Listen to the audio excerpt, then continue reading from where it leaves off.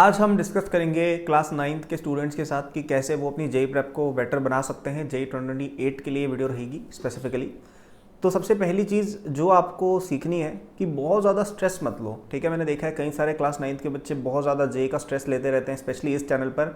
मतलब यूजुअली तो मेरे बाकी चैनल्स पर या मेरे बाकी सोशल्स पर लोग ऐसे 11th-12th के बच्चे भी सीरियस नहीं होते हैं, लेकिन ये चैनल थोड़ा सा यूनिक है।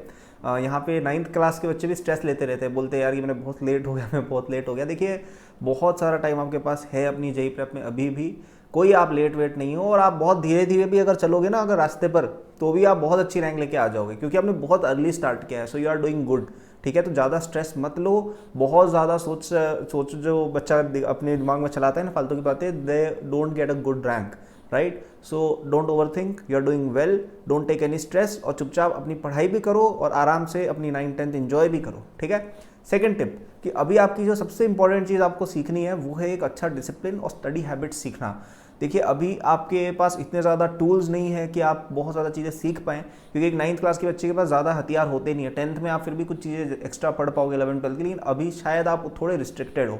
तो अभी आप एक चीज़ जो डेवलप कर सकते हो, अपनी प्रॉब्लम सॉल्विंग स्किल, अपना डिसिप्लिन, अपनी स्टडी की हैबिट की, बैठ के आप 3-4 घंटे डेली पढ़ रहे हो, ये सब जो हैबिट्स हैं, अच्छी हैबिट्स, अच्छा रूटीन बिल्ड करना, क्वेश्चंस पूछना, क्यूरियस होना, ये सब चीज़ें आपको डेवलप करनी चाहिए खुद में, abilities. This is the single most important thing that you can do in class 9th।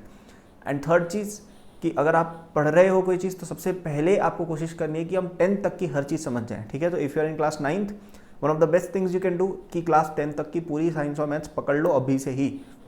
इससे क्या होगा, आपकी 10th पूरी फ्री हो जाएगी और आप 11th-12th की चीज़ें पढ़ पाओगे 10th में ही। और आप जब 11th में जाओगे उससे पहले ही आप एक जेई टॉपर या पोटेंशियल जेई टॉपर्स में आ चुके होंगे। ठीक है, तो 9th-10th अगर आप कवर करोगे, कोई बहुत ज़्यादा डिफिकल्ट चीज़ नहीं है, आप शायद अगले 1-2 महीने में भी कवर कर लो अगर आप ढंग से चलो तो।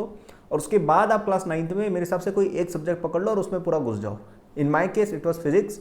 तो मैं जैसे H C Verma concepts of physics book है, मैंने 9th क्लास में खरीद ली थी, तो तब मेरे को समझ में नहीं आती थी उसमें से कई चीज़ें, लेकिन फिर भी पढ़ता था और धीरे धीरे समझ में आने लग गई। तो ऐसे ही आपके साथ भी होगा, स्टेप बाय स्टेप चलो, चीज़ें समझ में आएंगी और आप बहुत बहुत आगे बढ़ जाओगे जब आपको पता नहीं चलेगा उससे पहले, क्योंकि ज़्यादातर बच्चे 11th-12th में सीरियस होते हैं और तब भी नहीं होते ज़्यादातर, तो right.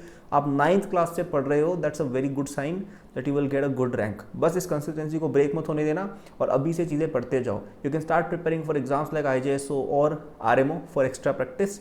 Those are very good exams. ठीक है, और यदि आपको और हेल्प चाहिए, मेरे जेई 2028 कोर्स पे एक डिस्काउंट है 6 सितंबर तक। You can get that course for just ₹7,500 instead of 20,000 using the first link in description. पूरे 2 साल का एक कोर्स है जिसमें आपकी पूरी 9th-10th कवर की जाएगी।